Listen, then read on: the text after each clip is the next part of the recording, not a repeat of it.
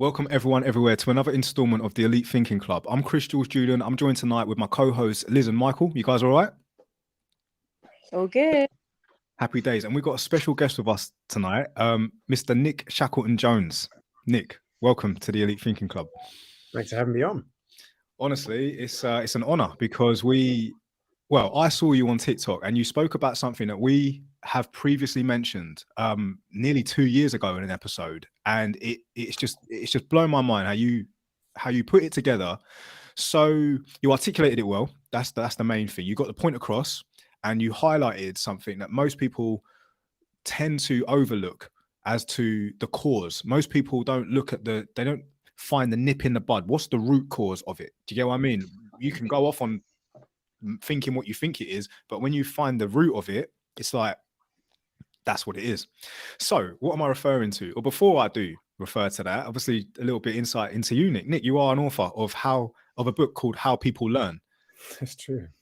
Yeah. And guys, if you want to know more about that, I'll put the link in the description for you. But it basically is examining various theories of learning. So behaviorism, cognitivism, constructivism, and yeah. all the isms, connectivism. And you've also coined something called the 5D module, which is I'm quite interested in. I know people are like, well, what's that? Oh, I'll tell you what it is. We'll talk about it later on in the episode. But yeah, that's Nick. And you're a philosopher? Yeah. Psychologist? Yeah. Basically, I found us a really awesome guest tonight to join us. And yeah, we're really, really looking forward to go in on what it is that got my attraction to Nick. Why did I want him on here? Because 2 years ago, like I said, we did an episode on the pros and cons of technology. So that's social media, artificial intelligence, and virtual reality. What has that got to do with why we're here tonight talking about it? Are we going to talk about the same thing? We're not going to talk about the same thing, but we are going to talk about the root problem of this. Yeah. Did you know that 30% of males, right, between the ages of 18 and 30 are not having sex? Okay, just so you know. And did you know 50% of males between the same age bracket do not want relationships? They only want sex. Did you know that? So the question is, why? Why is that stat? By the way, I've got that stat from the Journal of Sex Research, just so you know. Didn't just plummet out of nowhere. Okay, that's a fact. But why? Why is that? And Nick pretty much nailed it in this TikTok post. I've believe it or not, I actually asked AI to summarize it. I took the post, run it through a script. So basically, the trend of men being less interested in pursuing relationships due to the rise of technology. Technology has created an alternative to real-world relationships, allowing people to meet their needs digitally. This is creating a self-centered attitude in people and reducing their inclination to build meaningful relationships with others, as it eliminates the need to compromise, listen, and grow. Would you agree, Nick, that is in essence what you was trying to get across? Yeah, it's a good summary. Yeah, I think obviously there's quite a few contributing factors. Maybe if that's okay, Chris, I'll talk a little bit about them, because people might say, hang on, you know, you can't just say it's technology. There's a whole lot of other things going on, and they did in the comments. But let's just kind of take them one by one. I'm going to talk about three of them. Like first, the male perspective, second, female perspective, third, technology, right?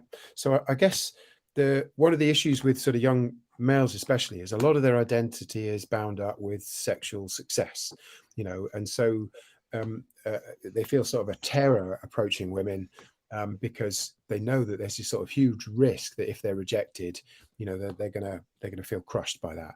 And you see a lot of bad behavior in response to that. You know, people don't take a hit well, right? So they turn around and say bad things, and they sort of retreat into themselves, go online and kind of criticize, you know, women for having high standards.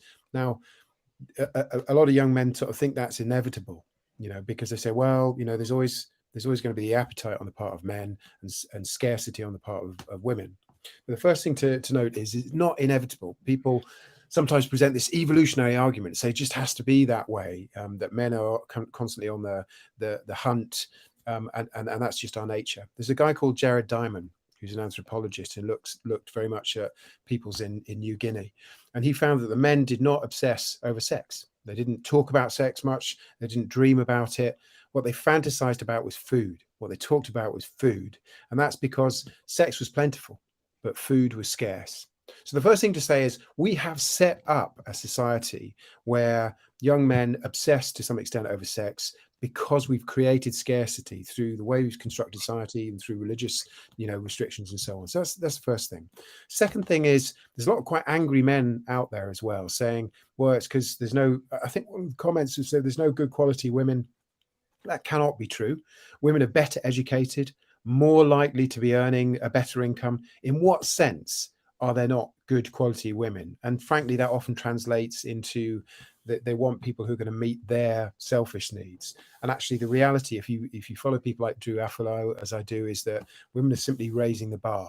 Women are raising the bar. They're saying we actually want to be treated as equal.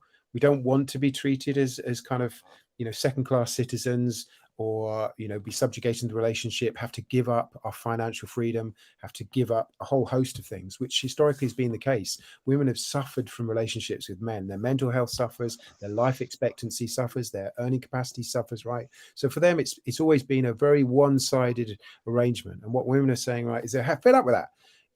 And so that's perfectly legitimate. So the question is, why am I highlighting technology as being the problem? Well, here's what I think.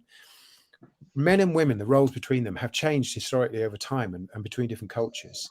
They can change. Men could step up to the bar, but the problem is that technology is saying, you don't need to do that. You should just expect all your needs to be met. They're offering alternatives which de-incentivize actually stepping up and actually, entering into that conversation and actually sort of changing roles, because now they can just turn somewhere else. And this is the nature of technology. And I'll stop talking in a minute because I know I don't want to go on too much. You might want to ask questions, but that is what technology does. Time and time again, it says, look, you can't afford a Ferrari in real life, or you can't afford, or you don't have the skills to be a Formula One racing driver. But hey, guess what? Digitally, you can have it. You can buy your virtual Ferrari and drive around. You can buy a computer game where you can be an F1 race driver. You know what? You don't have the skills to be a soldier. And frankly, you haven't got what it takes to fight in war. But, you can buy Call of Duty and you can be the person that you fantasize about being digitally. And this is the seductive nature of technology for young men who are grappling with sexual appetites and the desire to be in a relationship which is satisfying to get what they want. Digital is saying, you don't have to bother with all that. There's a shortcut. You don't have to go through the pain of rejection. Look, just go over here. And we're already seeing that obviously with sex online, to some extent with Tinder. And the last thing I'm going to say is we should worry, because AI is going to absolutely, in the coming months and years, explode that. Because the nature of AI, we're seeing it already, is it understands what you want and it will match itself to your needs. And soon, and we're beginning to see it already, it will generate imagery and video. And the offer from digital will be, hey, you don't want to bother dealing with those women who have high standards and expect to be treated decently. You can just have whatever you want, digitally, and there'd be no fuss at all. There'd be very little cost to you and no risk. And I think that's so toxic, because it's teaching people to be more self-centered, and that they just can have whatever they want in the world without compromise, and that's okay. And so I think the underlying problem is, there are issues about changing gender roles, but technology is removing the incentive to actually confront them and tackle them. Nick, everything you just said is awesome. I realized that I've literally come on here so super excited that I rattled off at the speed of 1,000 gazelles, and I didn't even take a breath, I don't think. And I understand I may have set the tone like that, and I apologize for that, guys, because I know that our viewers are quite forgiving. But everything you just said, is so true.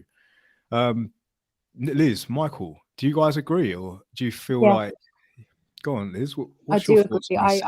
I think what Nick just touched on there at the end about it being toxic, and I think it creates a very detached world. Like there's no actual connection, interaction, and reality. I think that's why a lot of relationships are suffering, and people are struggling to get into actual deep and meaningful connection and relationships in this day and age, because we can just swipe. If you don't like that one, swipe. Whereas, you know, our grandparents met and courted, as they say, and a lot of them stayed together for 50 plus years because they worked at it. They grew together. They nourished, they nurtured, they had ups and downs, and they didn't just off a whim when they had a down, you know, move on to the next one and swipe and get the next one along. Whereas I think the society we have now is, we're very detached because of screens. A lot of the time we're very detached from actual reality and interaction. So I think it's quite scary. I've said before when we've touched on AI on our episodes that I'm petrified for the future, because I just feel like society, if we go that way, it will be very hard to get us back from it. Yeah, I think so. I think there's an underlying problem, is that we don't, you know, I guess in our current society, certainly teach young men necessarily. I think the onus is currently more with them, how to kind of interact, how to build those relationships, and so it just becomes more of a challenge, I think, to bridge. I heard a story from somebody who was talking about a woman who's talking about her experiences of dating, and she said she met up with somebody who she met on Tinder, and during the date, this person was swiping on Tinder and other matches. Unbelievable. We've just commoditized relationships, and we've led people to believe that you shouldn't compromise. And people might think, well, that's good, isn't it? I shouldn't compromise. But compromise is how you grow. You sit in a room with somebody, you've got problems, you're going to have problems in a relationship. Right? God knows. Absolutely. And actually, you've got to work through those. And if every time it's like, well, this isn't what I want, you walk away, then you can't have a real world relationship. No. You can only have a digital relationship with some AI companion that bends itself to your needs, you know, by the minute. You know, that's not good for people. So No, it is not. There's a lot to be said on that. However, I don't believe it is just the men. I know I highlighted at the start that the reason for this conversation, to bring up the reason. Let's understand the reason. The reason that men between the ages of 18 and 30 this day and age are less interested in women is because technology is offering them the alternative. Like it's giving them a companion where they don't actually need a woman. They got their bros and they have a digital AI porn star. Because let's get on the previous episode, we spoke about social media, which is obviously, well, before TikTok, I'd say a lot of it is highlight reel. Artificial intelligence, which, like you've highlighted, Nick, is learning us very, very well, offering us the ability to do things that are very hard in the real world, but very, very easy in the digital space. And then virtual reality. So let's imagine AI has, watching your phone, it's seen all of the Tinder swipes that you like and the ones you don't. So it's building like a profile, if you will, right? Then you combine that with its ability to communicate with you, know how you speak, know what you want to hear, whatever. And then put on a virtual headset of POV, which is point of view. If you want sex, pornography, you've got yourself a flipping woman there. It's I say you've got yourself a woman. You ain't got a physical woman, but you will have everything you need without the need. So I just want to agree. I'm sorry to jump in there, but you're absolutely spot on. There's a convergence of technology. So you're absolutely right. So we've had the digitization of sex in the form of kind of pornography. And then, so a lot of people have consumed a lot of that. So we know what people like, as you say. Now we've got AI, because it's one way, isn't it? You're just watching the video, but AI makes it interactive. So the AI chats to you, talks to you, understands your needs, corresponds with you in a way that it knows you like. And Apple are producing a VR headset, which they hope will be the consumer killer app, which I think they're hoping to bring out before Christmas.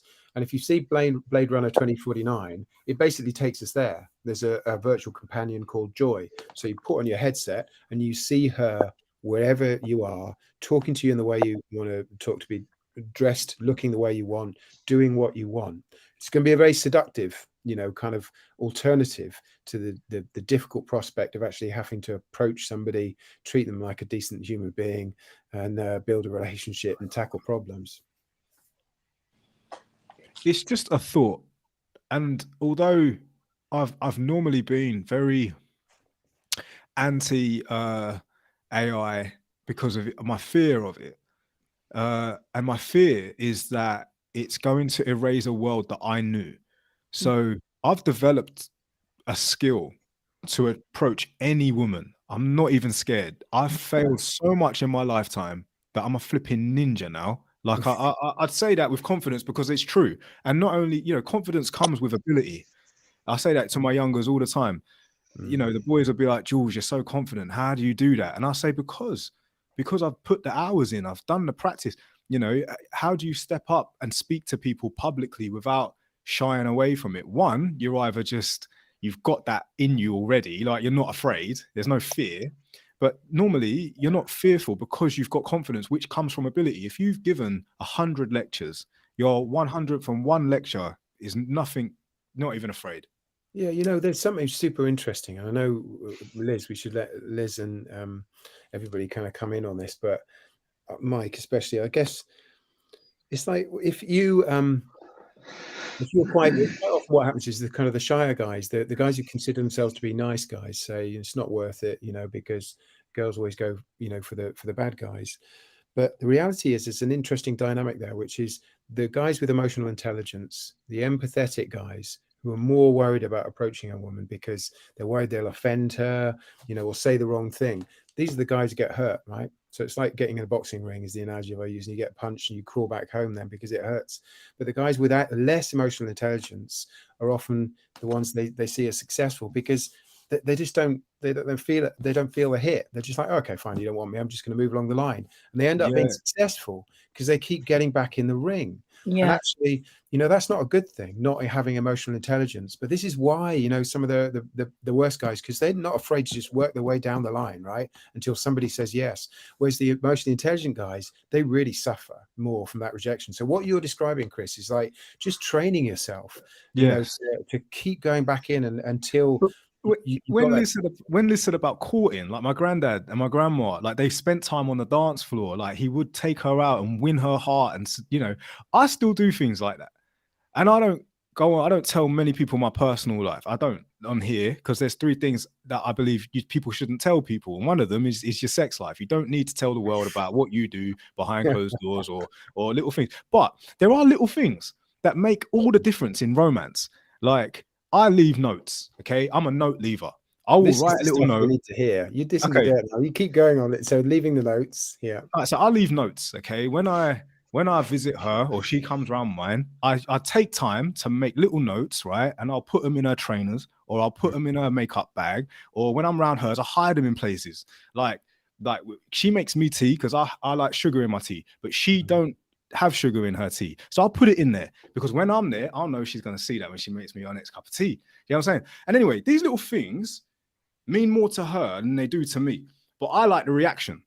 The point is, everyone's going to have their way of doing that, the traditional way. And we're losing that because 2 things.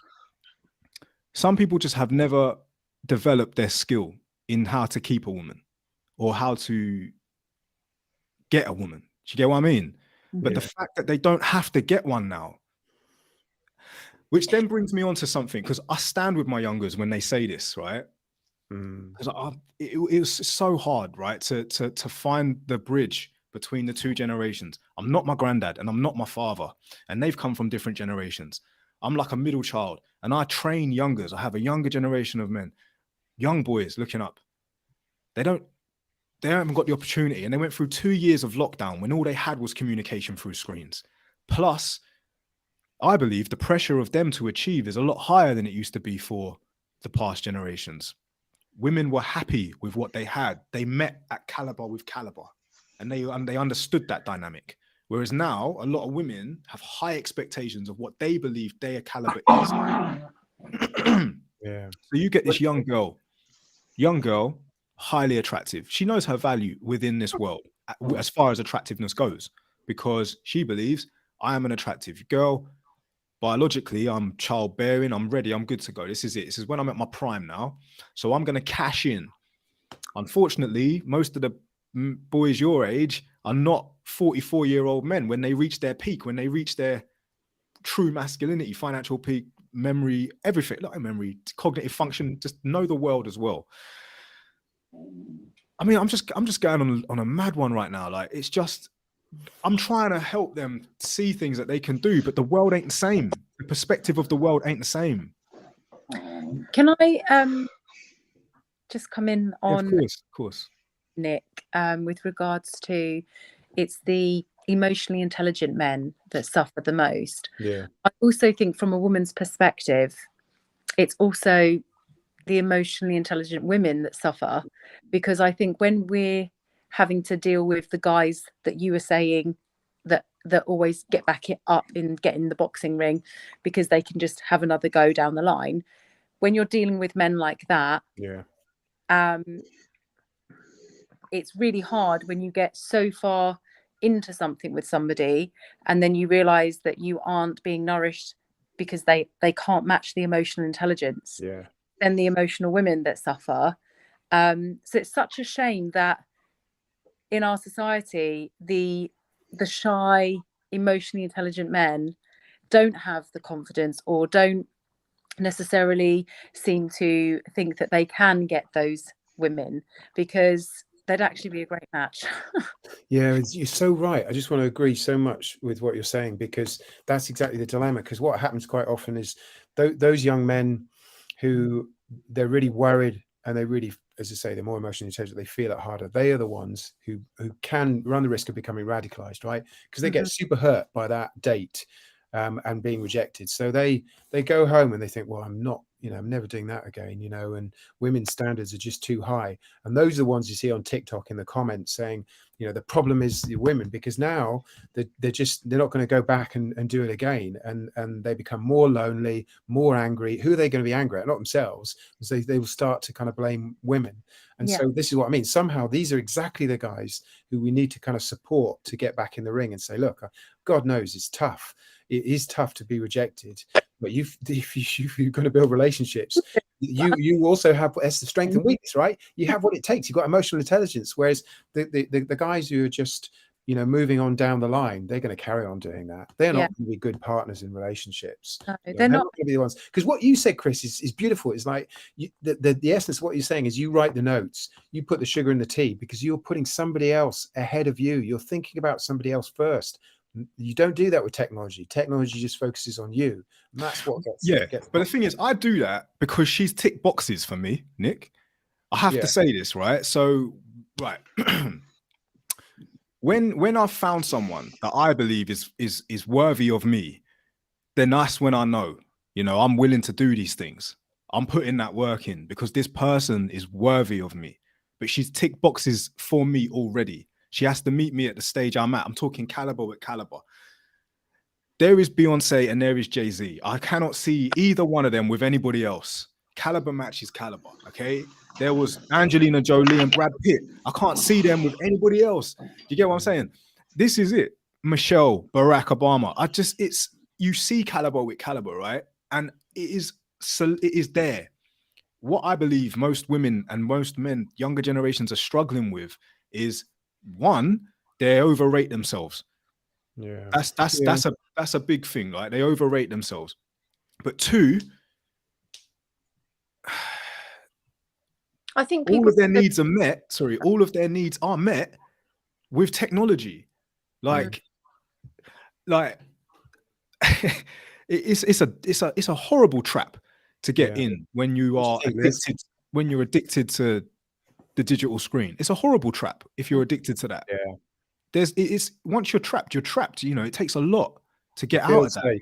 It feels safe, but it's killing you. Yeah. But then also as well, there was a study released, and we did an episode on this. Testosterone in men or young boys now is 50% lower than it was 80 years ago. So testosterone being the number one hormone that gives us not only cognitive function, muscle mass, and development, it is the number one drive to getting a woman. When you're pumped with testosterone, all you want is a woman. You don't want anything else. You pretty much put that as number one priority.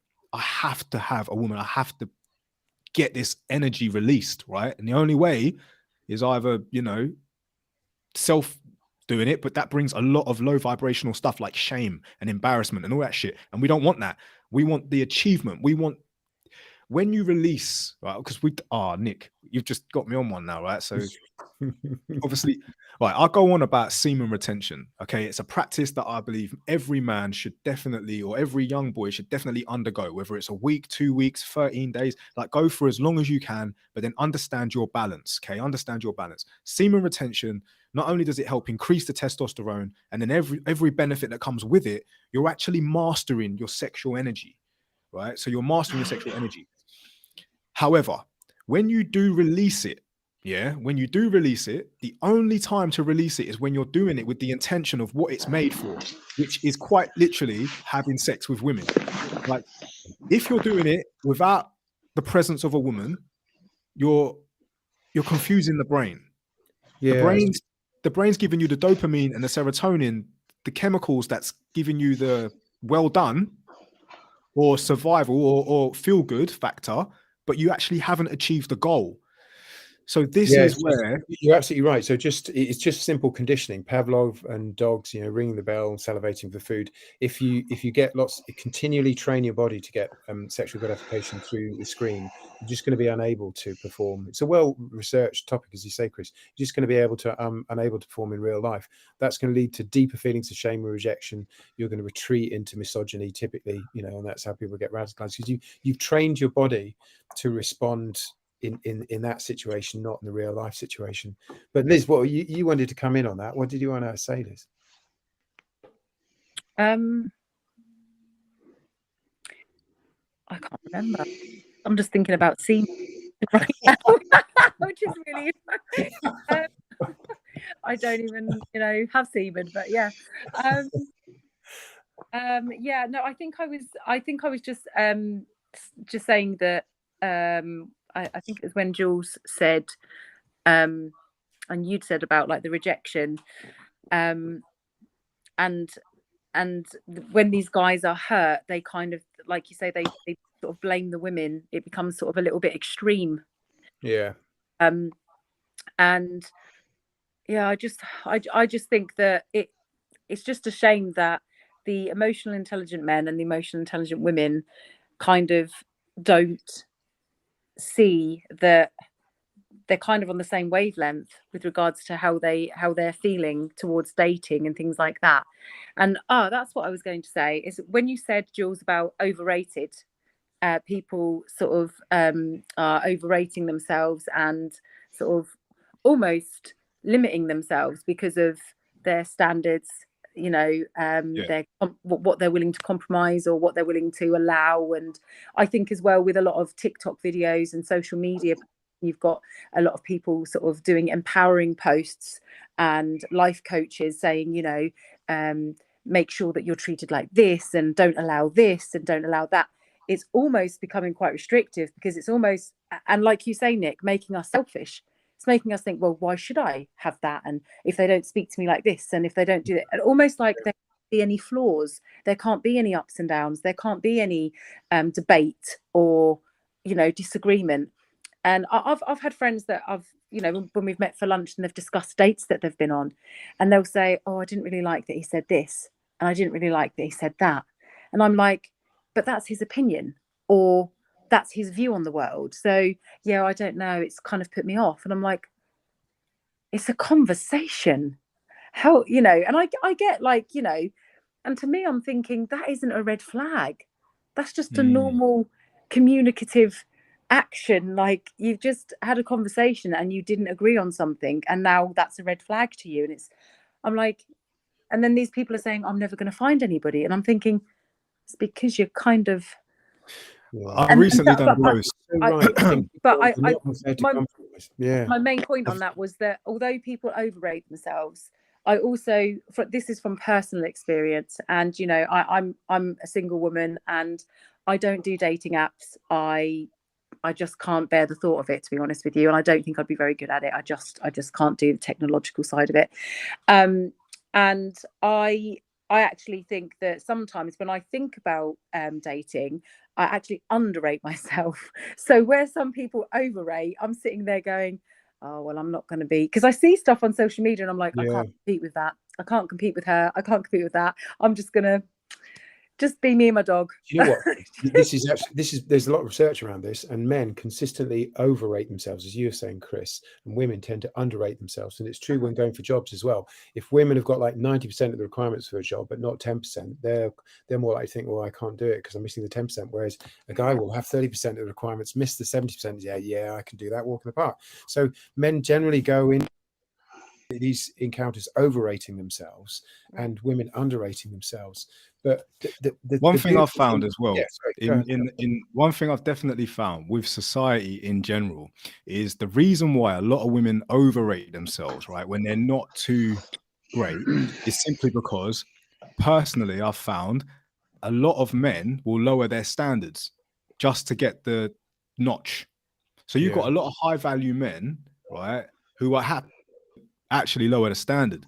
They'll actually won't, because we have, right, caliber Matt caliber, but the girl's just a bit up herself. She really ain't bringing much to the table. A man will be like, well, go a little bit lower. Go a little bit lower on the standard scale. Go a little bit lower on the standard scale, because otherwise he will end up being addicted to device like like technology. And because women aren't putting out, men will those that do. If you've gone through all the effort of the traditional way, the date, I'll leave notes.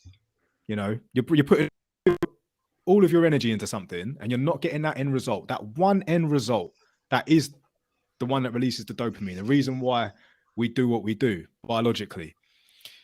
Getting that, she really ain't worth it. She's with things. It's one thing for certain. I found women are looking for a husband before they're even a girlfriend. Men are looking just for girlfriends, consider wives. Yeah, there's some research around this as well, that women and men look for different things in relationship, with women looking more for kind of intimacy, in not just in a physical sense, but in companionship, and men just looking more for the sexual side. But I think it's obviously, as it goes without saying, like a bad attitude to go into a date with, because women are not stupid. Generally, they're more emotionally intelligent and just smarter, full stop, than men. They'll pick up if that's all you're doing. You're just kind of chasing sexual relationships. And I think that's the problem, is that there's an expectation that that's the transaction that's going on. And I just don't think it's healthy to be transactional. You're looking for someone that you have more of a connection with. Let's put it that way. And I think men are just, I don't know. I feel I had a comment on one of the posts I put that said what I was saying was, misandry. I was just, joining the male feminist crowd, and it's not that at all. It's just that I want to call out bad behaviors, because it helps men. It's just going to get worse for them if somebody doesn't say, "Hang on, that's not great." If you keep doing that, you're just going to make your life miserable. And I think that's what we need to do in conversations like this. And I loved your example, Chris, because the thing that men I've had to learn the hard way, and conversations generally get wrong, is they don't listen. They don't show curiosity. They don't just ask questions. They're all about showing off. This is me, projecting, dominating the conversation, and not just asking questions. Hey, how you doing? How's your night tonight? Do you want to chat about something? What are you interested in? What do you like? What's the thing you're really proud of in your life? Just showing an interest in somebody else. I think that's something. So now imagine now, Nick, just so let's get it right. If you're on a date, okay, and you're asking all these questions, which is fine. You're asking all these questions, you're doing all these things, but the response you're getting isn't the desired outcome. However, you end up going home. You're at home now, womanless, by the way. You actually feel like it's something that you might have done wrong. You might have done something wrong. You obviously, you didn't bring your A game, or you didn't smash it the way you normally smash it, or something like that. Doesn't matter. Don't beat yourself up too much by it if you're that way inclined. Or you are going to look for that gratification through a POV.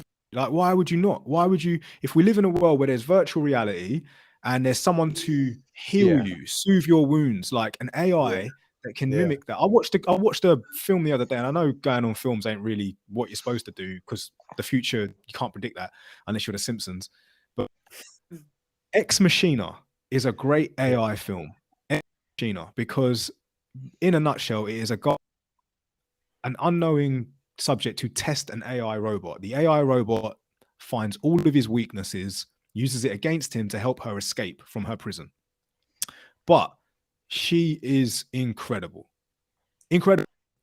No flaws, no problems, no issues. I don't want to be devil's advocate all the time, but I used to be so against it. I didn't like the way it was going. Or could we just be afraid that we're into a world where we become a little bit redundant? Yeah, there's 3 films. If you're interested, there's 3 films. Ex Machina is great because, and I don't know, I shouldn't spoil it for you because some of the people won't have watched it, but this is like an AI in a robot body. So that's interesting. And there's another one, you know, Blade Runner is great because this is a very real thing. It's like a projected hologram called Joy. And the interesting thing about that is he falls in love with her, even though he knows she's just an AI, even though he knows he's paying and she's programmed and he's a smart guy. He still falls in love with the AI, and she's just hologram. That's what you get if you put a VR headset on. You know, you see the person or AI in the world. And the third one is a movie called Her, and that's interesting because that's the good. whole. Have you seen that one? It's just an interaction over the phone. Yeah. There's no sort of fancy, And they you know, it's not a robot. Yeah. It's just he's just got a companion on the phone. Yeah. And he falls in love the same way. Yeah. That's Yeah. Joaquin Phoenix, isn't it? That's a good. Yeah. Yeah. It is. Yeah. Can I ask you, as a female, if you had a robot that could do and give you everything you want that you are seeking for in a real man, right? A real human flesh man, but you had a robot that could do all of that, would you seek the man? Yeah. I'd want You'd real. still seek the flesh. You would want that, yeah? You would want that. The natural smell of a man, the mannerisms of a man, the masculinity of the man. You're not going to get that from a robot.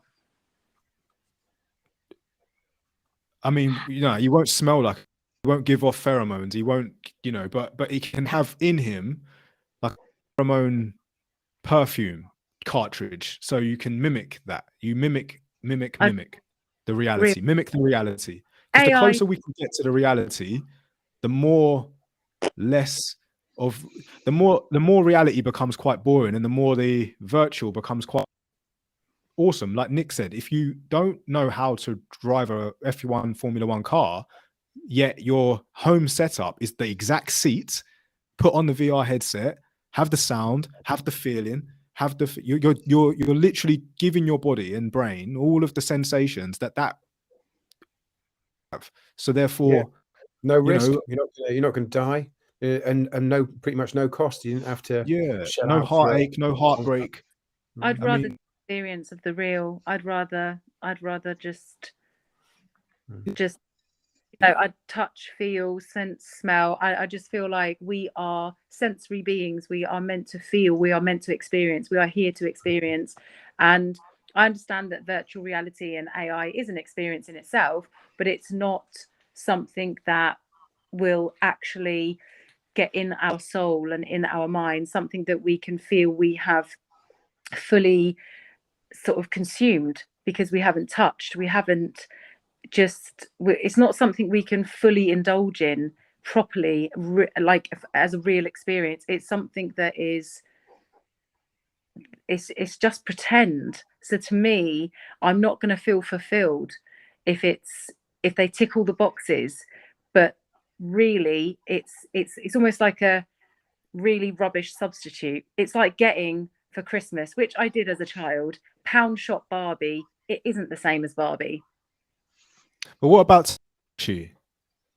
Remember the kids' toys back then? We used to have a pet to I know it's not the same as a real pet, but if a real pet dies, you go through that feeling of death. You have to go through that. The point I make is you're very interested in the real world. Mm-hmm. You like the real world. You like all of the pros and cons, the ups and downs experience. Yeah. Right. But the real experience we're finding men are turning away from. But it's because of what 30%, we've 30% to them.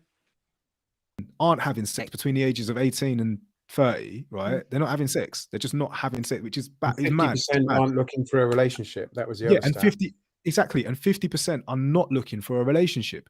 So just saying, if half of the men don't want a relationship, they only want sex, which by the way 30% aren't getting, already the numbers are very, very low. Now, as a woman, not only are you competing with other women to get yourself a man that inside you, you know, and that's just the sex. That's even if he wants sex. You want a relationship as well? Now, I have a lot of relationships this day and age, because I'm going to go off the stats, and we always stats, right? Most divorces are instigated by women. And when that happens, traditionally speaking, from the past, we've seen that women end up with the better deal when it comes to a divorce. That's why men now opt for prenups. That's why they just don't want to get married. It's like flipping a coin, 50-50. If I lose this, or if it doesn't work out, I'm as a man. Do you know what I mean? So men won't run the risk. I suppose I wanted to bring this up earlier, but let it go as it flows. There isn't much attraction anymore for a man to get with a woman other than for the one thing that he cannot get from anything else. Do you know what? It's fascinating listening to what you're describing, Chris, because you're right. I think until recently, the number one predictor of whether or not two people would get together is proximity. Mm-hmm. In other words, people would get together with people they were spending time with at work or whatever. That was the best predictor. But sort of Tinder has changed that, and there's a well-known dynamic which is kind of toxic. People might say, "Well, are you saying, Nick, that women aren't doing anything wrong?" And I do think that Tinder has changed that dynamic. So you might have been a woman going into work, meeting regularly with a group of guys, and eventually figuring out that you actually quite liked this guy over here, right? But with Tinder, I think it's something like 90% of the women are competing for the top 10% guys, and the other guys aren't getting a look in. And so it's like a shop window effect. This is the problem. It's led all of the women on that app to believe that they can get that 10% who wouldn't perhaps have been accessible to them, just in the course of their everyday lives, or they wouldn't have met. And so now they're chasing that. And so that 10% now they can pick and choose. But all the other guys on the Tinder app, they're just not getting any interaction at all. And that's not healthy, I think, for either party. It just ends up being disappointing for those women, because those 10% of guys are just treating them like commodities because they know they've got the choice. Disappointing for the men as well, because they're just not getting any interaction. And it's also they're kind of restricting themselves for going for the 10%, because there's a guy on there not getting any attention and not getting any interaction, and he could be perfectly aligned with that one of those women. And Michael, I know you're listening intently, but have you got anything to say on this, mate? I know you're proper listening now. Well, yeah, there was. You have said a few things of the points I was going to make. But my research into this, because I do watch a lot of research into interactions between men and women and why it's not going right. So one of the problems is, like you said, nearly 70% of divorces are initiated by the female. Also, the problem nowadays, from what I've seen online, is that females now rate themselves above their stations. So if there are 5 in looks, they go for a 9. Whereas men, it's harder to do that. It's harder for men to punch above their station. So if you see a big yacht and there's loads of women on it and loads of men on it, 9 times out of 10, those men are only on there because they've got money. The women are on there because they're good looking. So when you get into marriage, and I've been through a marriage, been through a divorce, mine was pretty good. Everyone should try divorce at least once. But the problem is, because ladies now are seeing that they're worth more than what they actually are, the man has to earn a lot more in able to get into that relationship. And then because he's done blood, sweat, and tears, when they get divorced and lose half your stuff, it's not worth getting married for. So for men, it's not worth getting married if they're going to lose half their stuff, and most of the time they do. So why work all that to lose half your stuff when you can just work pretty well, have money, and then just fuck around whenever you want to? So this is super interesting. Can I pick up a couple of points? First, lose half your stuff. That doesn't seem like the right focus. It's like, is it all about losing your stuff then? Is that what you're worried about? Losing your stuff? It's like, that's a very kind of particular view to take on it. I know stuff matters, but the worry about losing your stuff is quite a materialistic focus. But the second thing is that I remember when I first started out in work, believe it or not, there was no options for women. Basically, you could be a secretary, or you could be a housewife or a nurse. So you basically had to go into a relationship with an earning man. So you were sort of forced. And this is partly why I think some men in the West are traveling to countries where women are financially disadvantaged, so they can effectively find somebody who is attractive but desperate, right? There's kind of, so people, that was used to be the situation when I first started out, you know, before the internet, you still had typewriters, you know, women who were attractive had to pair up with a man who was perhaps not that attractive because they didn't have any other options. And part of the problem is now they do have options. They can have well-paid jobs. Women are better educated now on average than men. And so it's like, well, they don't feel the need to necessarily compromise to quite the same extent that perhaps they're used to. And I think it's tough adjusting to that for society.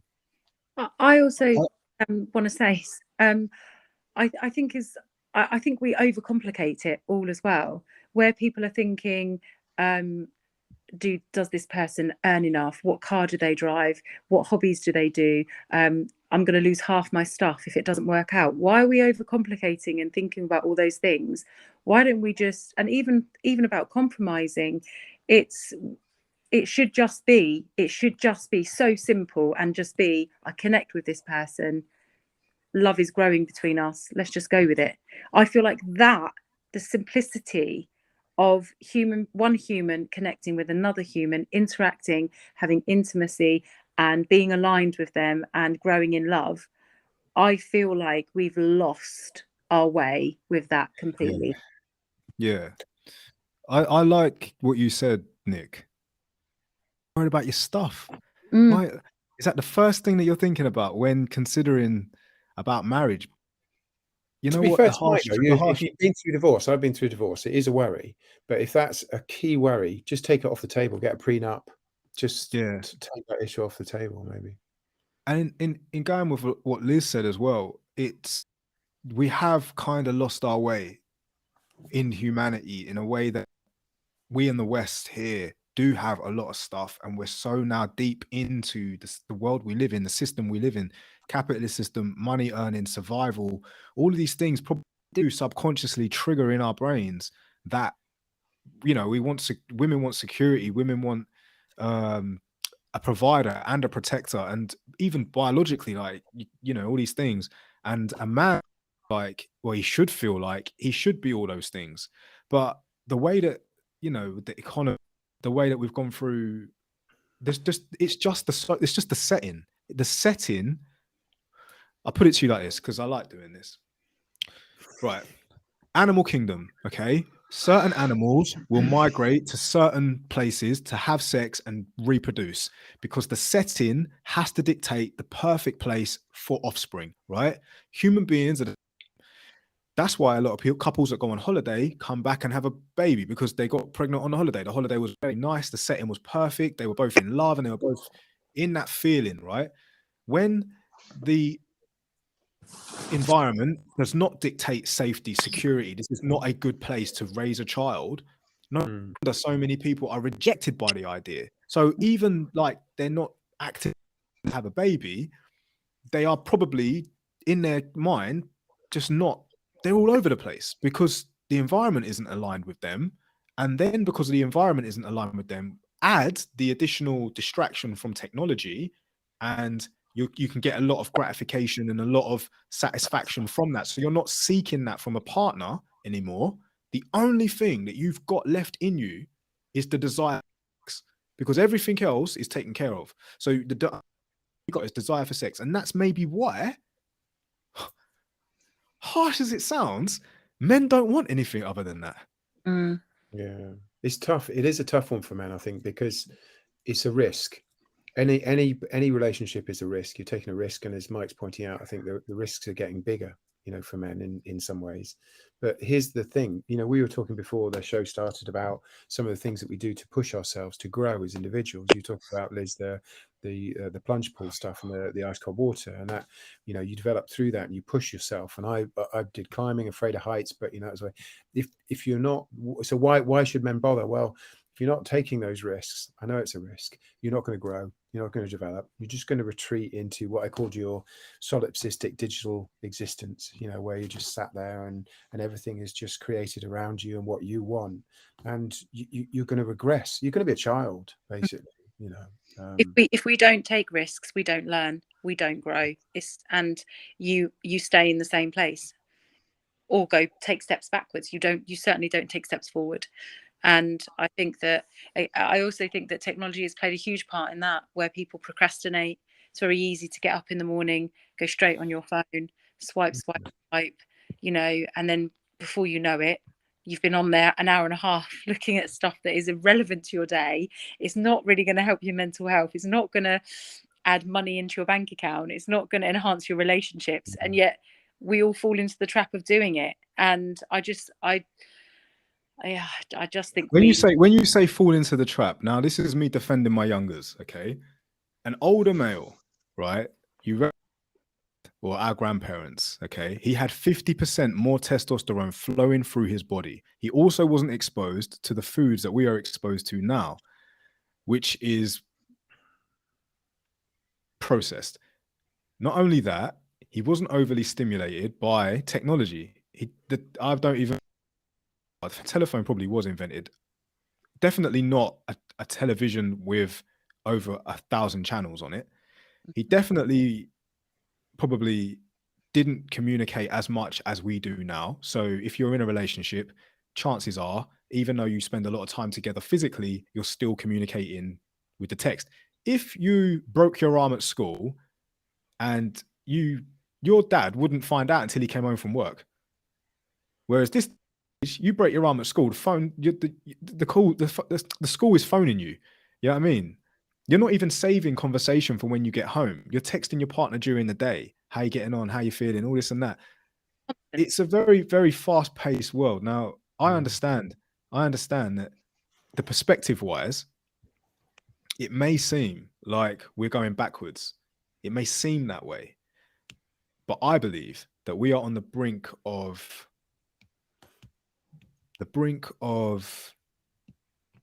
what is it when something dies? Extinction. If we are on the brink of extinction, I believe something magical will happen. I believe that we will catapult forward into survival. And I believe a good thing will come of it. All these things that we're looking at now, I believe the older generation are probably looking at us thinking, look at what to my kids. Flipping, I'm 34 years old. Yeah, but what's happened to you? My granddad? If he was my age, you already had 3 kids, 4 kids. You had a wife, a mortgage. He was grafting, and even now, I could probably ask him what his thoughts are, and he'd probably say that his ancestors probably turn in their grave to see at the level of he was at, and it might be a natural decline as we evolve. We're sacrificing what I would say. You guys have highlighted that core inner strength as well as physical strength for cognitive functioning. Cognitive functioning is now everything we're doing as younger generations. That's all we're doing. We're thinking about the outcomes. We're thinking about the stats. We're looking at previous generations and how they failed, and we're accumulating all of it. And then with this realization that, yeah, you're absolutely right. The situation is dictating that I do this simply because look at all the past. Look what it's led me to. Look at where I'm at now. So I believe it isn't that younger generations are unaware. I think they're very aware. It's just quite simply aware that involved, especially here in the West, because this is not a global problem. This is not a global problem. This is definitely a society of Western culture problem. A lot of the young men, yeah, they don't care about anything to do with the things that we know exist because they don't know it exists. But I don't want this to be like a downer and like a doom and gloom podcast. And I always worry that what's the advice then? You know, what's the takeaway? What's the practical? You know, I don't 'cause worry we- about it. Ain't one of them podcasts. I do, no, We've been here before. We've done Yeah. plenty of this.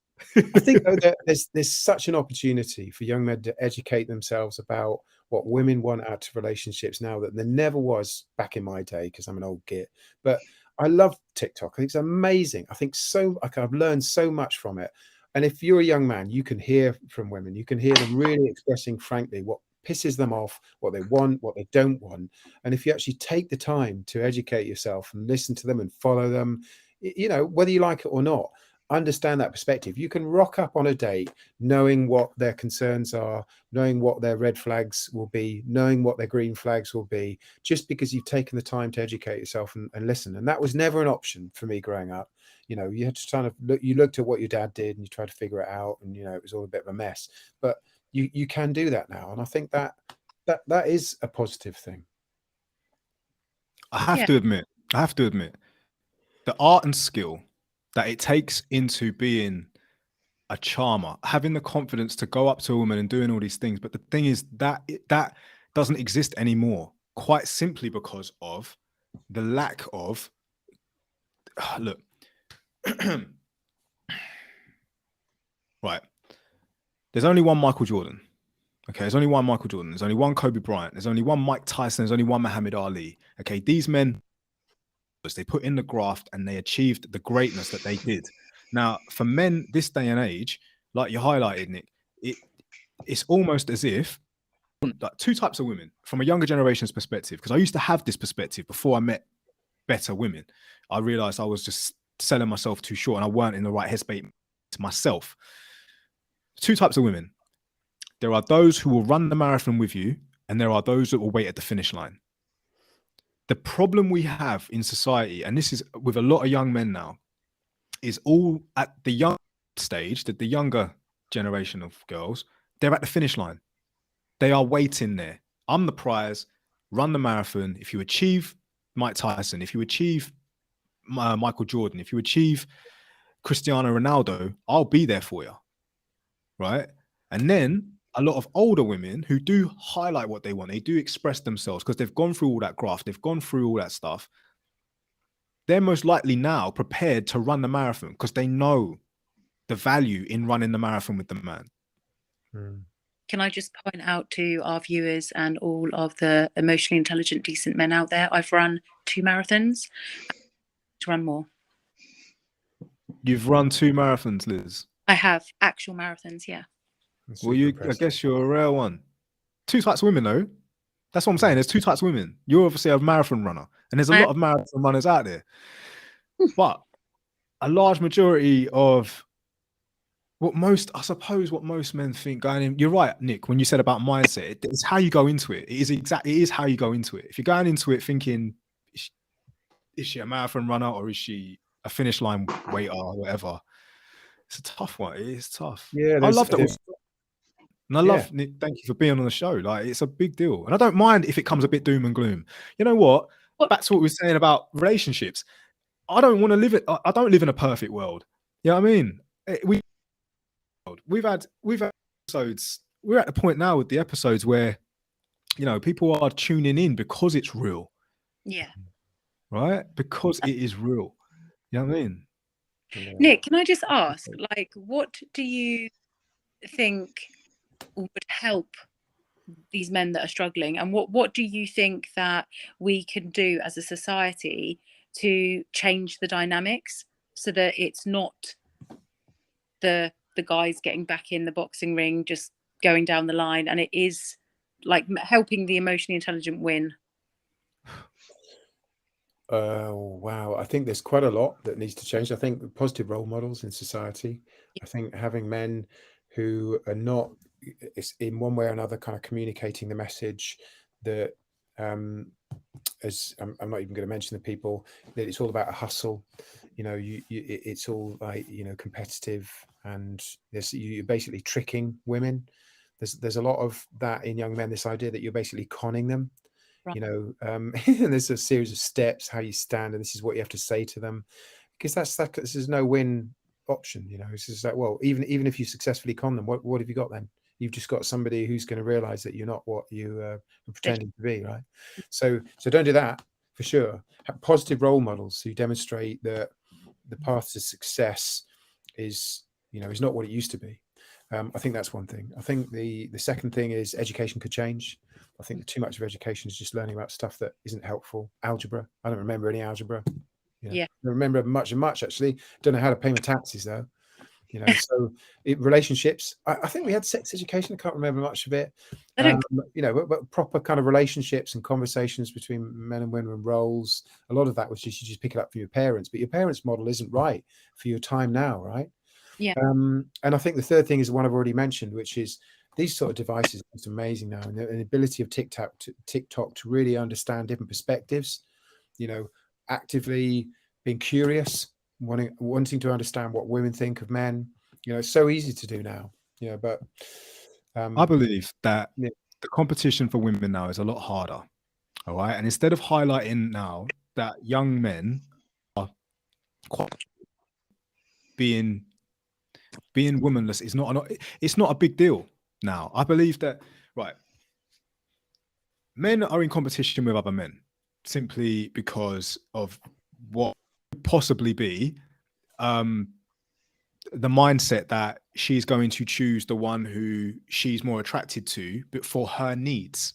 Okay. She might be self-sufficient. She might have her own money and she might have her own house. So she doesn't need that. Maybe she's just looking for a protector. So a man to be a protector needs to demonstrate those traits. For a woman who needs a man financially, you know, security and all that, she will look for a man who demonstrates those traits.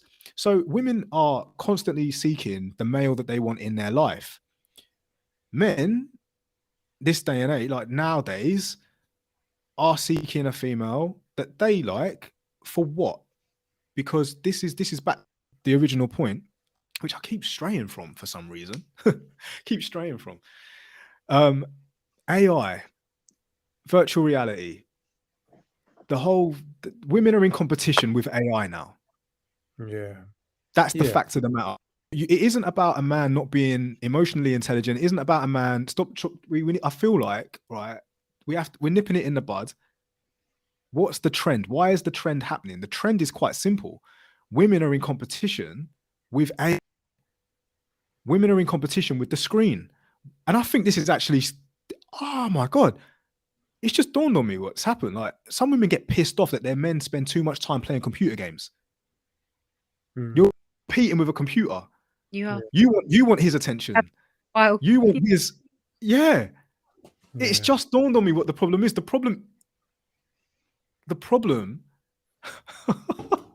All this time, I thought, men, you're not. Women are competing with devices. Women are competing with AI. Women are competing with social media. Women are The pressure isn't on the man. The pressure's on the woman. Fuck. And as the only woman on here right now, thank you. Yeah. Fuck. It's hard. Trust me. How are you gonna? Wow. I This is why we have the conversations. I love Nick, Liz, Michael. Thank you. Thank you. Because I never saw it like that. Yeah. It's a mindset shift, isn't it? Yeah. This is why, I mean, how do you compete with a robot? Yeah. How do you compete, right? This is like this is a bit funny, but it's almost like if a woman has a sex toy that she's very attached to. I mean, if you're not stepping up to that, if you're not beating that, brother, you may as well walk away. She's just got to get batteries, and you know what I mean. But I know that's a bit crude. I know that's crude. I know what you're saying, but I get that point. But it's not. It's asymmetric, because actually, that is less statistically. We know that's less of what women are looking for in men. And they're not just looking, just to have sex with men. Otherwise, they can do it a lot easier. They're actually looking for a whole series of things that they can't get. Which is why Liz is saying, you still go for a real man. Whereas men tend to focus more on just the sexual gratification element to it. Men are more visual, and women are more emotive. Yeah, I mean, do you know what sapiosexual? You know what sapiosexual is, isn't it? When you stimulate through conversation, you guys are well aware of that. And the mind. And it is interesting how, like, don't overthink it. Like, because I've gone in, sometimes I can go into things and overthink it, like body language, what she's saying. Like, I'm over trying, if you will, just to relax and just be. But what if? I think we've lost the joy in it as well. I think we've lost the actual enjoyment of getting to know someone and dating someone and courting them, and because of all of what I see on social media, and I hear a lot of youngsters talk about it as well, like talking about red flags and issues and this, that, and the other. There's so much being planted into our minds that we're losing just the simplicity of going out on a date. You might come back and not actually want to be with each other, or you might not be attracted to one another, but you might make a friend. You might just enjoy the time you spend together, go out, bowling or swimming or dancing or whatever it is, or just running through fields. It's like we have completely lost the joy in it. I don't get excited at the thought of, like, if someone says, "Oh, can I take you out?" I'm like, "Oh my God." Yeah, it's like a big challenge. It is. It's really awful, because it's like, why am I not getting excited that this person is interested in me? Why am I not getting excited that we might have a connection? Why am I not getting excited at the thought of going somewhere different that I've never been before and sitting across from somebody, listening to them, finding out if they're interesting, and going somewhere new, learning new things. It's almost like it's too much. And I feel like we're creating that sense of feeling because of technology and everything that we have going on around us. Can I challenge a stereotype though, Liz? You said that with women it's more emotional. The research shows that men are more likely to enter into relationships for romantic reasons, saying I really love them, she's the love of my life. Women are more likely to cite practical reasons, like, well, he's financially stable, he's at the right point of his life or whatever. So actually women go into relationships more logical, level-headed.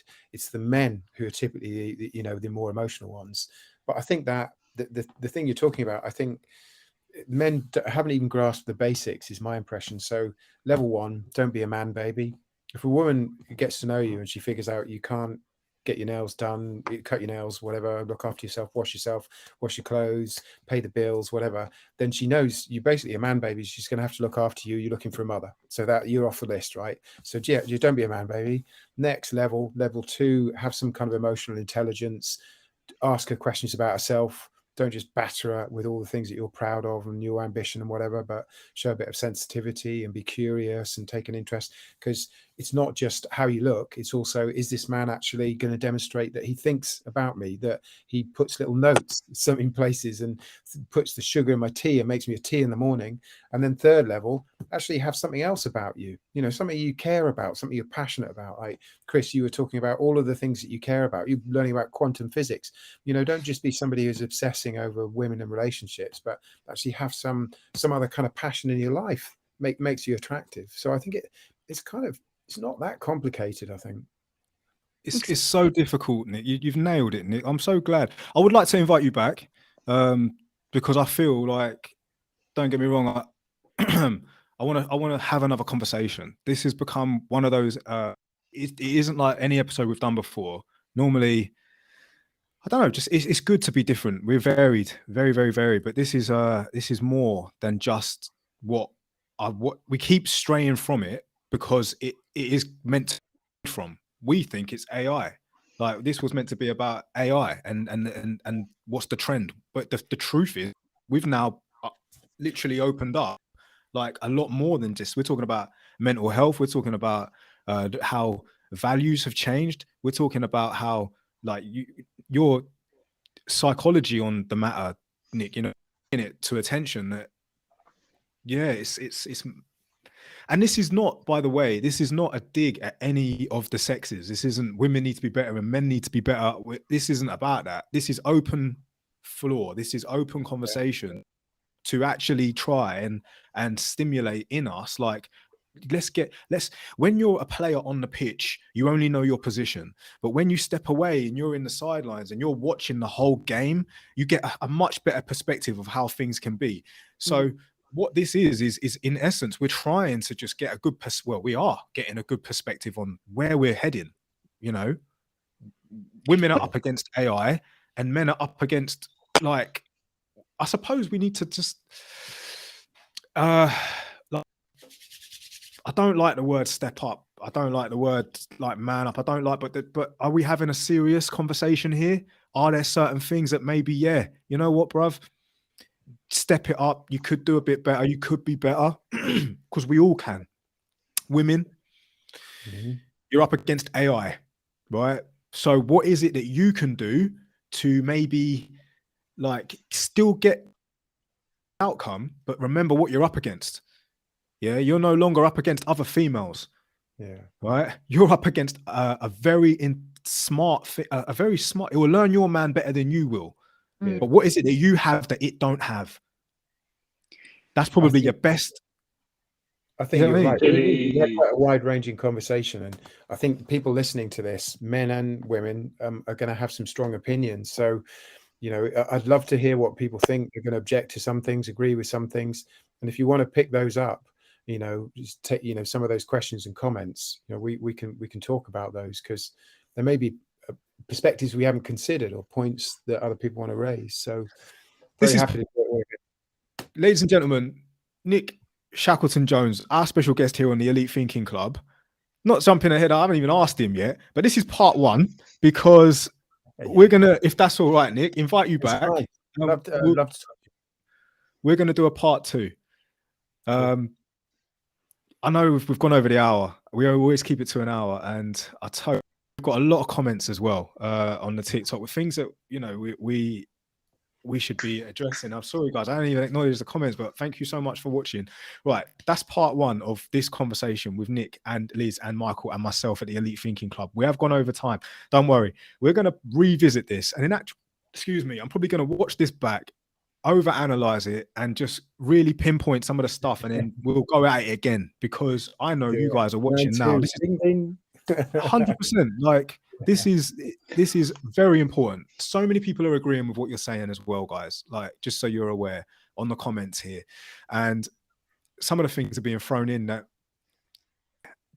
give way for more conversation. So we are definitely revisiting this. So before we go, though, Nick, in this order, Nick, Liz, Michael, is there anything you guys would like to add before like this? Because we are coming back to it, but is there anything else you want to say before we say goodbye? Only because we're running out of time. Yeah, very super quick. I do feel really sorry for guys, because women on the ascendant, historically, they definitely have been subjugated and held back, and they're now on the ascendant. And I know that for men, it feels like they're getting pushed down. So I want to be able to say things that are helpful, because I think, you know, young men especially really feeling the pain at the moment. Yeah. I'm really looking forward to part two, because I think digging deeper in the AI side of it is going to be good. I'd also be interested in seeing how many of our viewers, what their thoughts are on the AI side of it, because I know a lot of people are for AI and a lot of people aren't, but I'd just like to going into the next episode, seeing sort of how many people were for and were against. So yeah, I look forward to revisiting. I love that. We'll run a poll, Liz. Yeah, I definitely think you should. That would be interesting. Yeah. Because I think some people don't fully understand, like, the full concept of AI. I think the idea of it versus the reality is very different. So yeah. Okay. Michael?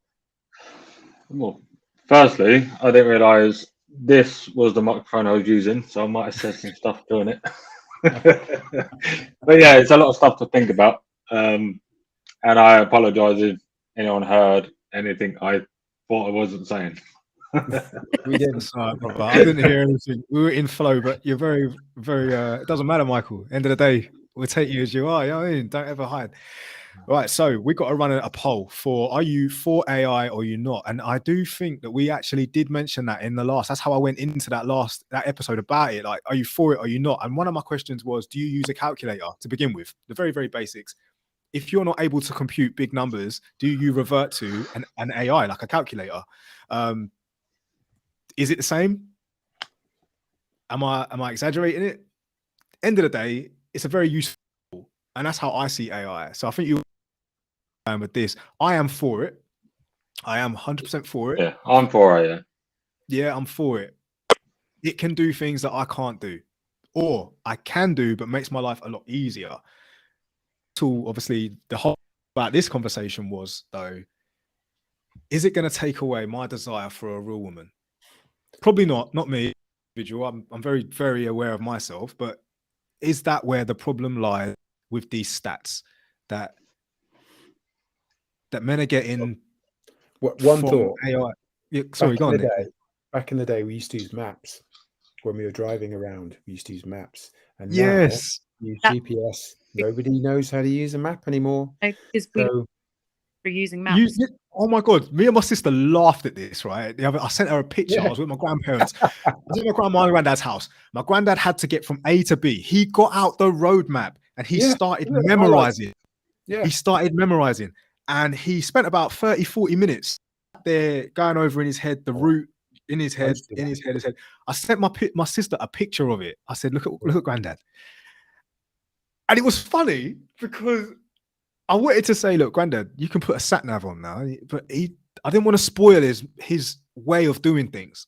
And I actually admired it. It took me to a place where I was like, that's actually how I used to do it. Yeah, but you would think about relationships now, right? So take your youngers, Chris, tell them to switch off the sat nav in the car, hand them one of those big old school maps and say, now figure out the route. You think they'd be able to do it?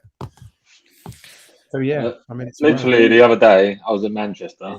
I rang my uncle because I was meant to be meeting him, and I was like, it was like, oh yeah, you and me have to go this way, that way, or the other. I was like, it's all right, I've got my ways, it's fine. I like my sat nav.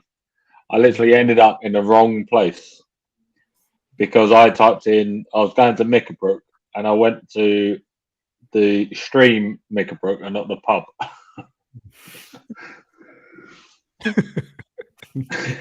So if I just listened to him, I would have been there.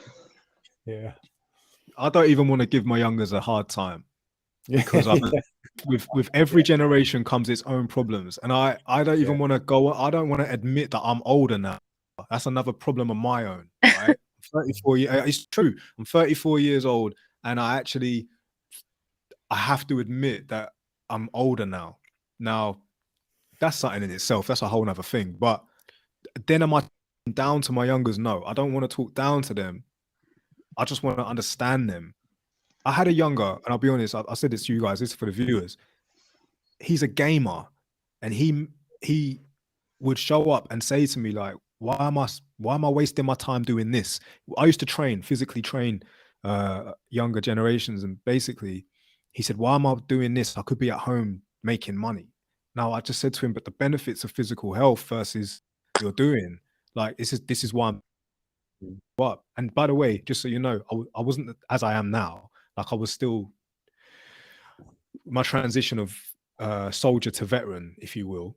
I was still a little bit hard-headed. I was like, when I was your age, I was banging out press-ups. You wouldn't eat. Yeah, I had that. I said that, and I hate that I said that because I'm not from their time. I don't see that. I grew up on pen and paper. I still use pen and paper now. It wasn't touchscreen. Do you know what I mean? Then if my granddad was to turn to me and say, when I was your age, and then he gets the atlas out, I'm gonna feel like, oh God, it's such a battle. It's such a battle. Right. I love that this is part one. If you're tuning in, look forward to part two. Definitely get our heads together. I feel like we're going to put a really good episode together on this part 2. I'm looking forward to it. Nick, I really am grateful for you joining us. I'm not saying goodbye because we're doing this. Liz, Michael, as always, thank you for being here and just, you know what I mean? We're doing what we're doing. I'm going to say goodbye. It's now 1:20. We've gone 20 minutes over. You lucky little guys, you lucky guys, right, on the TikTok and the lives right now. Don't worry, we're coming back to this and we'll do it when we do it. So Liz, Michael, and Nick, everyone, peace and love. Thank you. It's a privilege. Thanks, guys.